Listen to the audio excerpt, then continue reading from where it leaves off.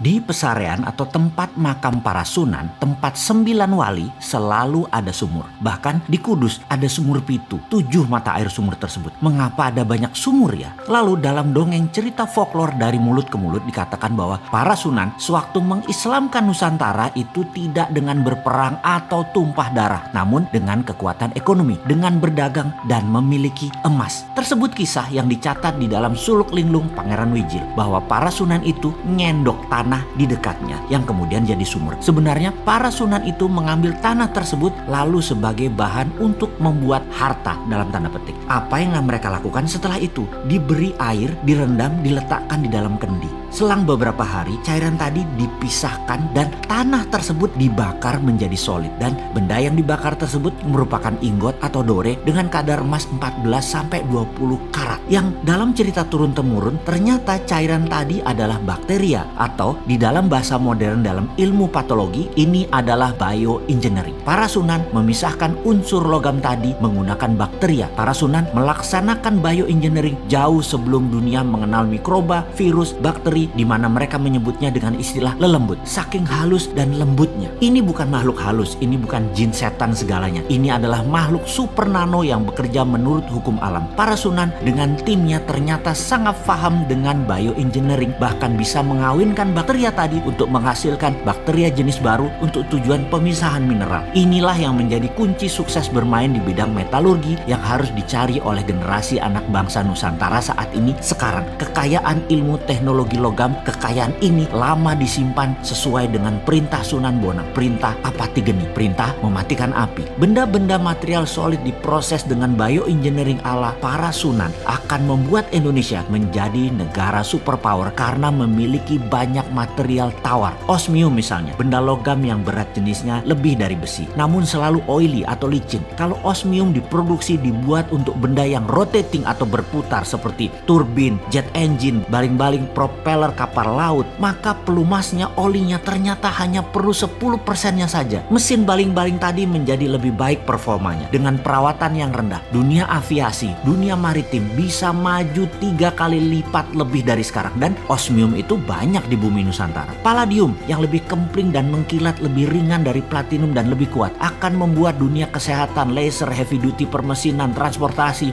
drone menjadi jauh lebih murah. Rhodium bisa minus resistennya penghantarnya, sehingga alat komunikasi bisa lompat cepat, bukan hanya 5G tapi bisa 6G bahkan 10G. Lebih cepat lagi data tertransfer karena resistannya bukan 0, minus bahkan. Thorium membuat listrik tenaga nuklir tidak lagi berbasis uranium yang berbahaya, membuat biaya listrik berbasis minyak bumi batu bara menjadi kemahalan karena dengan thorium per kWh mungkin hanya $0,3, jauh di bawah batu bara yang $0,8, jauh di bawah gas yang $1,1 untuk energi listrik. Semua ini adalah budaya metal, mulai dari metal biasa, metal tanah jarang atau rare earth, hingga precious metal group. Semua ada di tanah air tercinta ini. Sebelum melangkah jauh, kita merenung sejenak menengok apa yang para sunan sudah lakukan untuk anak cucunya, untuk bangsa Indonesia. Bukan hanya nikmat agama Islam, namun budaya luhur, budaya logam diwariskan oleh mereka. Untuk menjadi yang terdepan, warisan beliau-beliau tersebut harus kita pertahankan. Inilah strategi SWF, Sovereign Wealth Fund, berbasis natural resources capital, yang selalu didengungkan oleh bosman yang sok keminter ini, menggunakan kekuatan kedaulatan sovereign natural resources untuk menjadi alat tawar kepada negara lain, bukan menjadi pengemis minta-minta pinjaman. Sejarah sudah mengingatkan, wahai pejabat, rajin-rajinlah baca sejarah dan menengok kekuatan bangsa sendiri. Semua tersedia, semua tinggal dipakai. Masih nggak ngerti juga SWF-nya ilmu para sunan ya? Ya ngobrol dong kita.